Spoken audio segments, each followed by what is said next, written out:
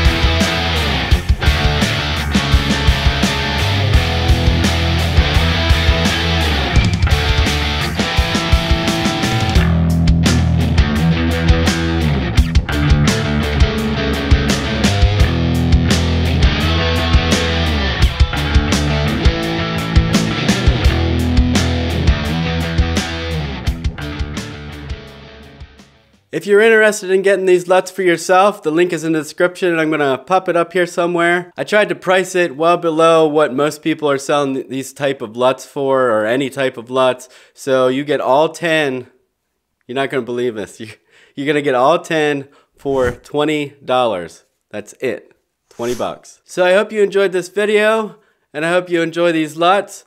Thanks for watching. Please subscribe and tell your friends. Create, share, repeat, and keep it awesome. I'll see you next time.